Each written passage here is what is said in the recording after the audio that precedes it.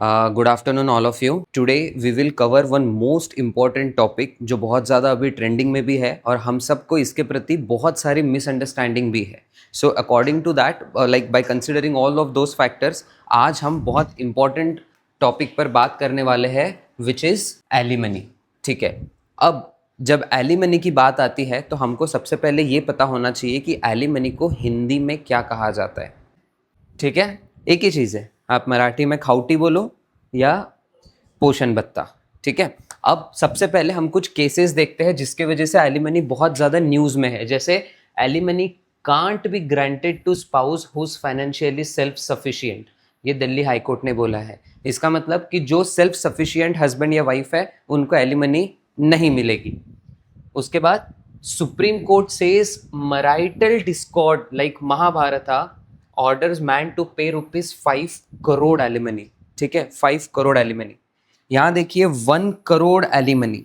सो 1 करोड़ 5 करोड़ ये सब alimony alimony alimony इतना जब बात कर रहे हैं तो क्वेश्चन ये आता है कि what is alimony and what are the few questions which are related to alimony। जैसे फॉर एग्जाम्पल डाइवोर्स। अब देखो ये जो चीज़ें हैं इसमें सबको कंफ्यूजन होता है कि डाइवोर्स के बाद क्या हस्बैंड को लाइफ लॉन्ग पैसे देने पड़ते हैं। सेकेंड क्वेश्चन, क्या वाइफ अगर अर्निंग हो तब भी एलिमनी दी जाती है। थर्ड क्वेश्चन, एलिमनी जस्टिस है या मिसयूज। ठीक है, अब ये सारी चीज़ों का आंसर हम आज के वीडियो में बहुत अच्छे से एक्सप्लेन करने की कोशिश करेंगे। नाउ शुरुआत करने में सबसे पहला एलिमनी। अब देखिए एलिमनी जो होती है, दिस इज जिसको हम पोषण भत्ता भी कहते हैं, लाइक दैट, भरण पोषण भत्ता भी कहते हैं, लाइक दैट। सो ये इसके प्रति लॉ क्या है हम ये देखेंगे, व्हाट इज रियलिटी कि एक्चुअली एलिमनी होती क्या है ये देखेंगे, और उससे रिलेटेड कुछ मिथ्स, अफवाहें कि नहीं नहीं ऐसा हो गया तो ऐसा हो जाएगा, वैसा हो गया तो वैसा हो जाएगा, तो ये सारी चीज़ों को भी हम देखेंगे। और वो सब जो आपको कोई नहीं बताता, because this is the topic जो आप सिर्फ आपके लीगल एडवाइजर से ही डिस्कस करोगे। Rest of the all people के साथ ऐसा नहीं है कि आप किसी के साथ डिस्कस नहीं करना चाहते, बट द पॉइंट इज सामने वाले को इसका इन्फॉर्मेशन ही नहीं होता है तो आप क्या डिस्कस करोगे।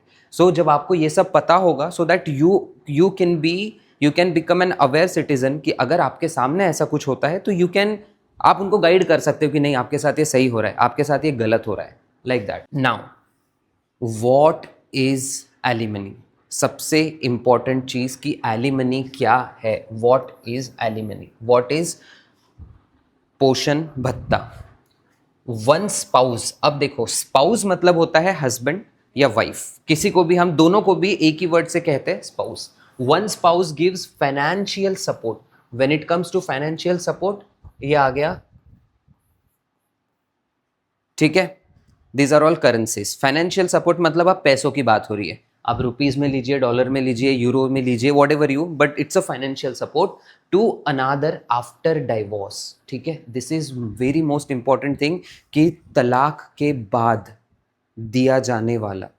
ठीक है, सो मैरिज सिर्फ एक इमोशनल रिलेशन नहीं है बल्कि एक इकोनॉमिक पार्टनरशिप भी है। एलिमनी उस पार्टनरशिप का सेटलमेंट है। गेटिंग, जब हम शादी करते हैं किसी के साथ या कोई हमारे साथ शादी करता है तो it's not only about the emotional relation, हमारा पैसा उनका पैसा हो जाता है, उनका पैसा हमारा पैसा हो जाता है। तो अब इसी में सबको गड़बड़ी हो जाती है, इसी चीज़ में सबको कन्फ्यूजन होने लगता है, और इसी के लिए जो सेटलमेंट होता है that is done with the help of alimony. ठीक है, अब आगे बढ़ते हैं। Now there are few types of alimony जो हमको समझना बहुत ज़रूरी होता है, क्योंकि एलिमनी सिर्फ एक टाइप की नहीं होती है। सी, एलिमनी एक तो first one is temporary. Temporary मतलब होता है गिवन ड्यूरिंग कोर्ट केस। जैसे फॉर एग्जाम्पल किसी का कोर्ट केस चल रहा है, राइट, तब दी जाती है, या तो हस्बैंड को वाइफ से या तो वाइफ को हस्बैंड से, जब तक केस चल रहा है तब तक, वो ड्यूरेशन में। देन आता है परमानेंट एलिमनी। परमानेंट एलिमनी होता है long term support after divorce, की एक बार आपका डिवोर्स फाइनल हो गया, लीगल हो गया, मतलब अब आप सेपरेट हो गए एक दूसरे से ऑन पेपर, लीगली ऑल्सो, उसके बाद जो दिया जाता है that is permanent alimony.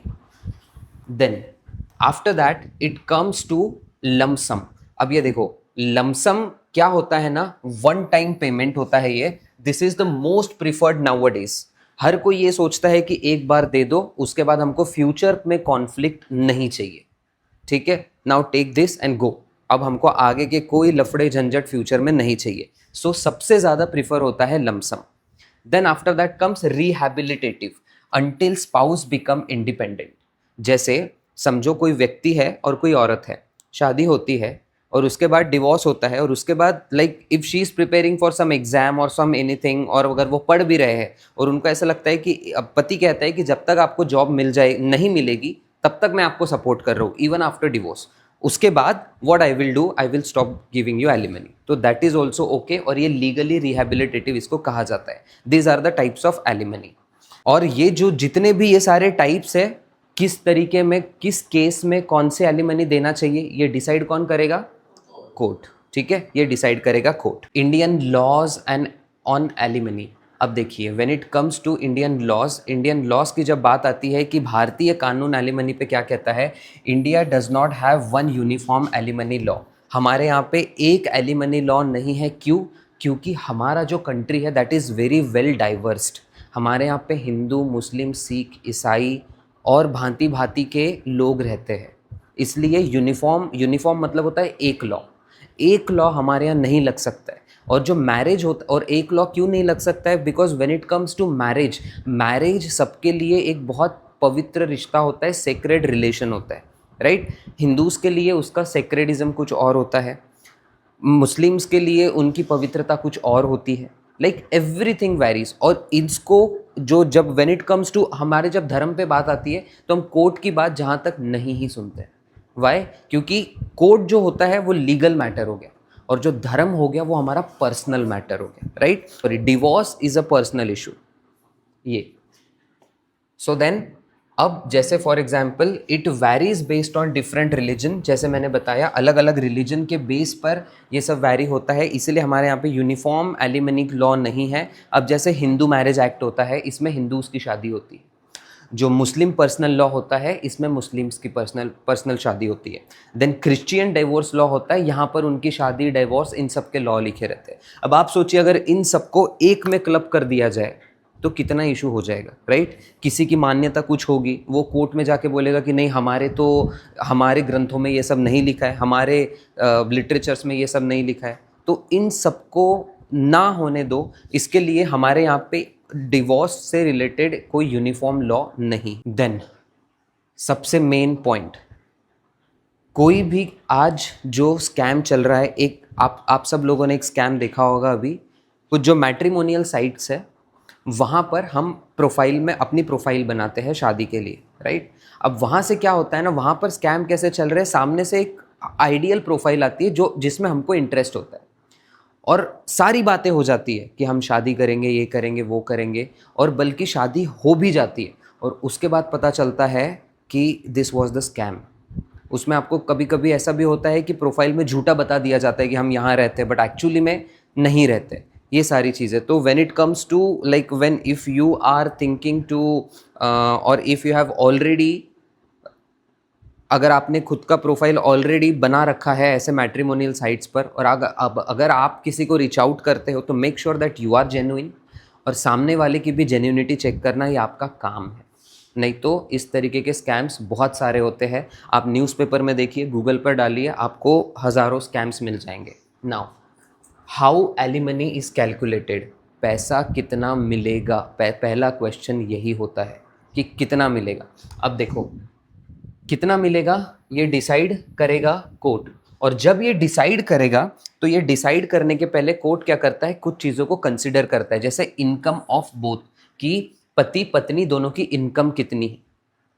Then after that lifestyle during marriage in the sense not कि शादी कैसी हुई है, कि शादी के बाद दोनों की लाइफस्टाइल कैसी है, उनका खर्चा कितना है, कितने में उनका निभ रहा है, काम हो रहा है, ये सब कंसिडर करता है। Then this is most important, ये जो फैक्टर है जिसके ऊपर मैं स्टार कर रहा हूँ, दिस इज मोस्ट इम्पॉर्टेंट। इसके ऊपर एलिमनी कम से कम, ज़्यादा से ज़्यादा हो सकती है, ड्यूरेशन ऑफ मैरिज। अगर किसी की शादी 1 साल में ही ख़त्म हो जाती है, एंड हो जाती है, तो उनका एलिमनी कम होता है।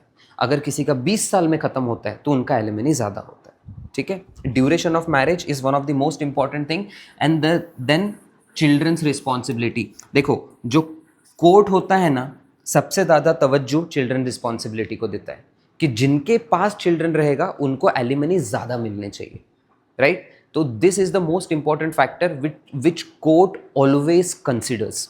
देन आफ्टर दैट एज कितना है, हेल्थ कैसी है, ये सारी चीज़ें भी कंसिडर होती है। अब जैसे कोई एलमेंट होगी, फॉर एग्जांपल लेट्स से कि वाइफ को कोई एलमेंट है, लेट्स से कि कोई डिसीज़ है and she is not able to treat herself, treatment का जो कॉस्ट होता है she is not able to bear it, वो नहीं कर सकते, then what can be done, तो एलिमनी हस्बैंड से ज़्यादा ली जाएगी सो दैट उनका ट्रीटमेंट तरीके से हो सके। Now some says 25% of salary. देखो जब आप कहीं पर रिसर्च करोगे इसके बारे में तो आपको पता चलेगा कि एलिमनी में एक रूल कहा जाता है 25% का स्लैब, कि हस्बैंड या वाइफ की जो भी 25% सैलरी है वो एज अ एलिमनी दी जाएगी। बट ये कोई फिक्स्ड रूल नहीं है, फिक्स्ड फार्मूला नहीं है। Alimony is not a formula, it is a judgment, ठीक है? ये चीज़ बहुत अच्छे से समझना, कंसिडर करना।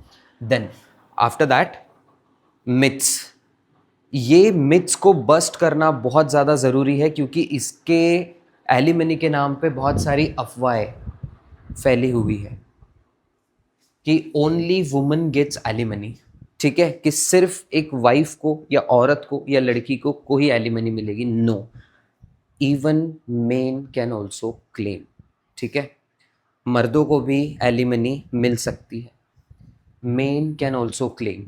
देखिए एलिमनी का बेस जो है ना वो कोई जेंडर नहीं होता है, male female, it becomes upon dependency, कि कौन किस पर डिपेंडेंट है, राइट? मोस्ट इंपॉर्टेंट चीज याद रखना है, बिकॉज जो मोस्ट ऑफ द केसेस होते हैं उसमें हमने ऐसा देखा है कि वुमेन्स को एलिमनी दी जा रही है, but there are few cases also जहां पर मेल को भी एलिमनी दी जाती है। तो ये हमेशा याद रखना कि not only women but even men can also claim the alimony. Then after that alimony is lifelong. देखो जो टाइप में देखा था हमने यहाँ पर भी देखा था, या तो लाइफ लॉन्ग भी हो सकती है या परमानेंट, मतलब परमानेंट भी हो सकती है या तो फिर लमसम भी हो सकती है। So can be stop if री मैरिज, अगर किसी के स्पाउस की फिर से शादी होगी अब एलिमनी देने की ज़रूरत नहीं है, ठीक है? Getting, then it has fixed calculation. देखो एवरी केस इज डिफरेंट होता है, और ये केस डिफरेंट कैसे, समय कितना हुआ है, बच्चे हैं या नहीं है, दोनों का लाइफस्टाइल क्या है शादी के बाद का, ठीक है? और ये सारी चीज़ों को लेके कोई फिक्स्ड कैलकुलेशन नहीं होता है, every case is different. Then अब एक कंफ्यूजन जो मैंने बहुत बार देखा है कि कोई एलिमनी को और मेंटेनेंस को एक ही समझ लेता है, right? Maintenance is different, alimony is different. कैसे, आगे देखते हैं। देखिए मेंटेनेंस क्या होता है, ड्यूरिंग मैरिज और सेपरेशन। देखो ये जब सेपरेशन की बात हो रही है तो यहाँ पर अभी डिवोर्स नहीं हुआ है, मियाँ और बीवी ने, पति और पत्नी ने, हस्बैंड और वाइफ ने म्यूचुअली डिसाइड किया है कि अब से हम अलग रहेंगे, राइट? लीगली डिवोर्स अभी हुआ नहीं है, उन्होंने म्यूचुअली डिसाइड किया है कि अब से हम अलग रहेंगे। जब से अलग रहने की बात आती है तो जब अलग रहेंगे तो घर का किराया कौन देगा, घर में राशन कौन देगा, तो that is maintenance, okay, that is not alimony. ये हमेशा ध्यान रखना, यहाँ बहुत लोगों को कंफ्यूजन होता है। और एलिमनी क्या होता है, विच इज आफ्टर डिवोर्स, कि लीगली आपका डिवोर्स हो चुका है, उसके बाद अब आपको जो दी जा रही है दैट इज एलिमनी। गेटिंग, उसके बाद जो मिलती है दैट इज एलिमनी। ये बहुत इंपॉर्टेंट है, बहुत बहुत बहुत ज़्यादा इंपॉर्टेंट है, ये हमको पता ही होना चाहिए कि मेंटेनेंस क्या होता है और एलिमनी क्या होती है। देन आफ्टर दैट अब इससे रिलेटेड कुछ कॉन्ट्रोवर्सीज है। कॉन्ट्रोवर्सीज इन द सेंस, कुछ कहते हैं कि इसका मिसयूज होता है। जैसे अब आप ये केस देखिए, Allahabad high court has imposed ₹15 lakh penalty on a man for misusing the legal system to financially exploit his wife and withholding key fact to seek maintenance, ठीक है? तो यहाँ पर कोई आदमी थे, यहाँ पर कोई पर्सन थे जिन्होंने अपने वाइफ को डेलिबरेटली एक्सप्लॉइट करने की कोशिश की on the name of alimony. तो ये जो केस है, this is the case of misuse, ठीक है? This is the case of misuse. अब देन सम से it's necessary protection. Necessary protection किसके लिए है? जो डिपेंडेंट है, ठीक है, उनको बनता है देना। बट सच क्या है? It is not the issue of main versus women, ठीक है, मेन वर्सेस वुमेन का ये इशू नहीं है, it is the issue of fairness versus misuse. अब जैसे for example wife is illiterate, let's say कि वो पढ़े लिखे नहीं है, राइट, 3 बच्चे हैं, छोटे हैं, और हस्बैंड डिवोर्स देना चाहते हैं, तो उनका हक बनता है किनका? वाइफ का, कि उनको एलिमनी मिले, बिकॉज उनको अब 3 बच्चों का भरण पोषण करना है, राइट। तो यहाँ पर मिसयूज नहीं होगा, यहाँ पर फेयरनेस होगा। और मिसयूज कहाँ हुआ है ये हमने देखा है, और ऐसे केसेस बहुत सारे हैं भी, ठीक है, क्लियर।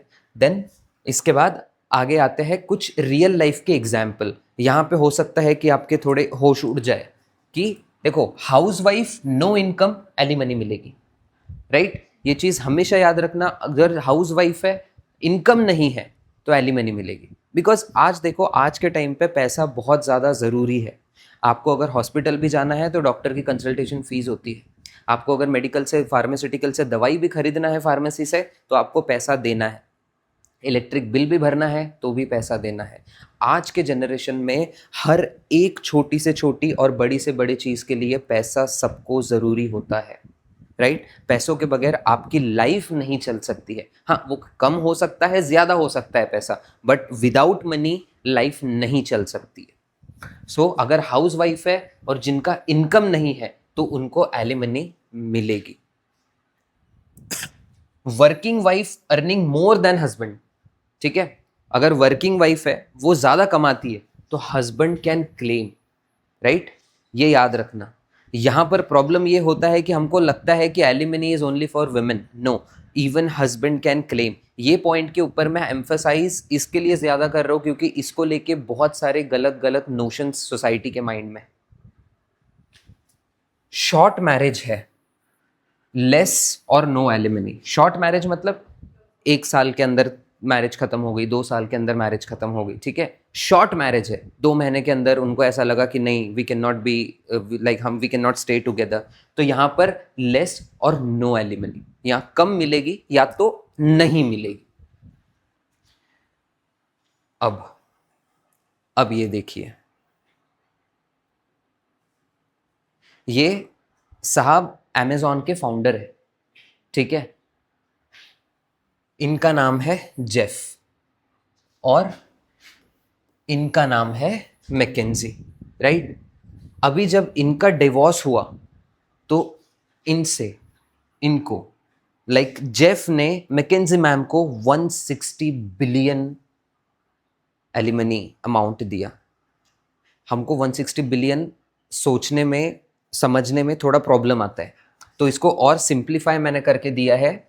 मुझे तो नहीं पता कि इसको कितना कहते हैं, आप मुझे बताइएगा, ठीक है, कमेंट में आप मुझे बताइएगा कि इसको कितना कहा जाता है, राइट। इतना पैसा उनको दिया गया। नाउ सेकेंड केस देखते हैं। Now this is $7.9 billion Gates ने दिए। गेट्स कौन? बिल गेट्स ने अपनी वाइफ मेलिंडा गेट्स को आफ्टर डिवोर्स के बाद। ये देखिए, ये बिल भाई साहब है, ये मेलिंडा मैम है। इन्होंने इनको after divorce 8 billion rupees as alimony दिया है। आप बताइएगा कि ये कितना होता है। देन नेक्स्ट, अब देखिए, now this is a rare case. क्या कह रहा है कि Bombay high court orders a woman to pay alimony to her ex husband. Husband की बात हो रही है, ठीक है। एक्स हस्बैंड को 3,000 रुपीज एज अ एलिमनी देने का कोर्ट ने ऑर्डर दिया है। दैट मीन्स कि even mail can claim the alimony, ठीक है। देन आफ्टर दैट एक बहुत इंपॉर्टेंट टर्म है जो हम सबको पता होना चाहिए, दैट इज कॉल्ड प्रीनेप्चुअल एग्रीमेंट। इसको शॉर्ट फॉर्म में कहते हैं,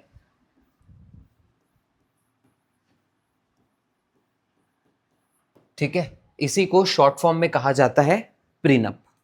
प्रीनप एग्रीमेंट, प्रीनेप्चुअल एग्रीमेंट क्या कहता है? This is a legal contract. देखो, this is a legal contract, this is a legal contract before marriage, ठीक है, शादी के पहले का legal contract deciding how property and money will be handle in the case of divorce, जिसका मतलब होता है कि solving future dispute in advance. मतलब शादी के पहले ही हस्बैंड और वाइफ मिलकर एक एग्रीमेंट साइन करते हैं कि अगर इन फ्यूचर डिवोर्स होता है तो मेरा इतना रहेगा, आपका उतना रहेगा, या फिर जो बीवी लाई है वो बीवी लेकर जाएगी, जो हस्बैंड का है वो हस्बैंड रखेगा, इसमें कोई डिस्प्यूट नहीं होगा।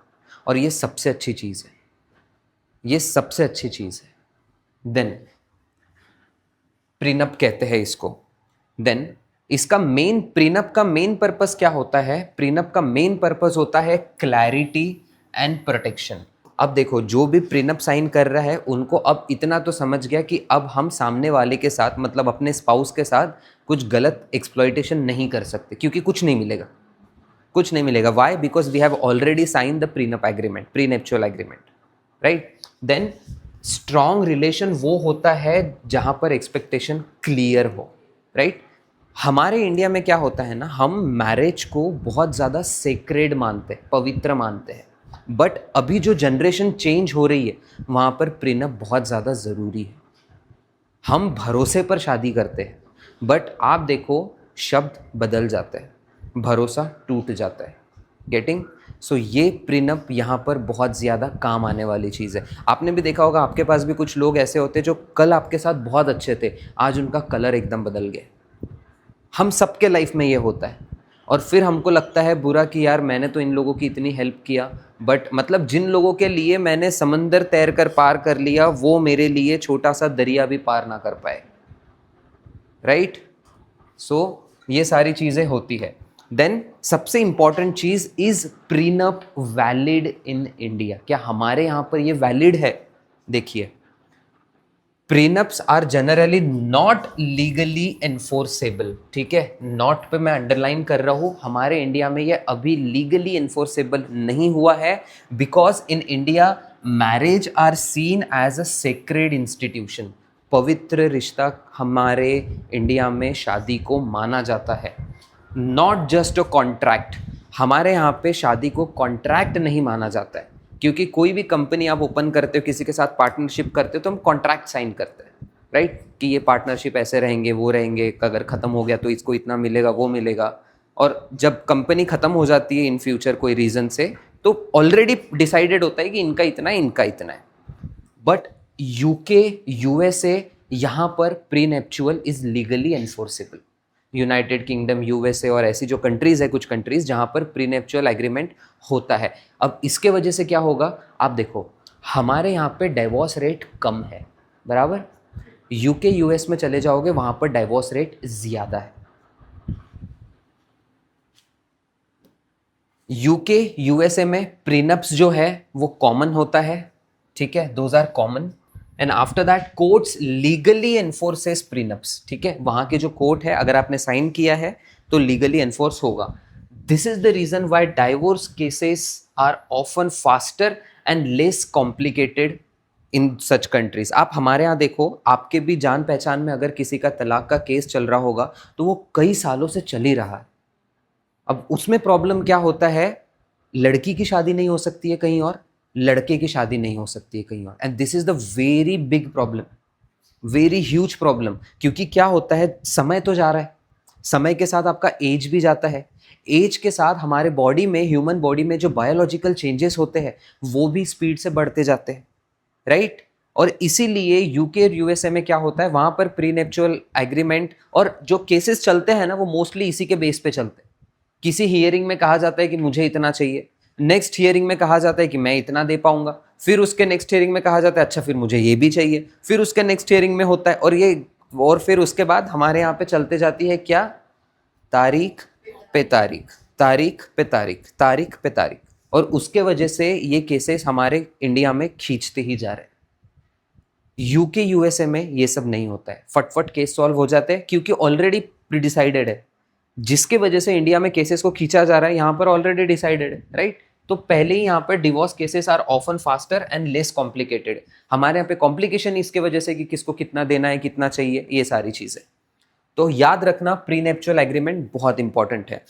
अब प्रीनेप्चुअल एग्रीमेंट में और एलिमनी में फर्क क्या होता है, ये हमको पता होना चाहिए। देखो, जो प्रीनप होता है ना, वो बिफोर मैरिज कॉन्ट्रैक्ट होता है, और एलिमनी जो होती है वो आफ्टर मैरिज एंड्स, मतलब डिवोर्स के बाद जो आपको मिलती है, दैट इज एलिमनी। और जो प्रीनेप्चुअल एग्रीमेंट आप साइन करते हो वो आप शादी के पहले करते हो, ठीक है। देन पर्पस क्या होता है, प्री डिसाइडिंग फाइनेंशियल टर्म, कि फ्यूचर डिस्प्यूट को पहले ही सॉल्व करना। यहाँ पहले ही सॉल्व हो चुका है, यहाँ पर पोस्ट मैरिज सपोर्ट दिया जाता है एज अ एलिमनी, मतलब डिवोर्स के बाद जो आपको सपोर्ट मिलेगा that is alimony. Then the third difference is, देखिए, लीगल स्टेटस इन इंडिया, ये पता होना चाहिए कि इंडिया में this is not fully valid, but when it comes to India में it is not fully valid, but when it comes to alimony, legally recognised under marriage rules in India, ठीक है।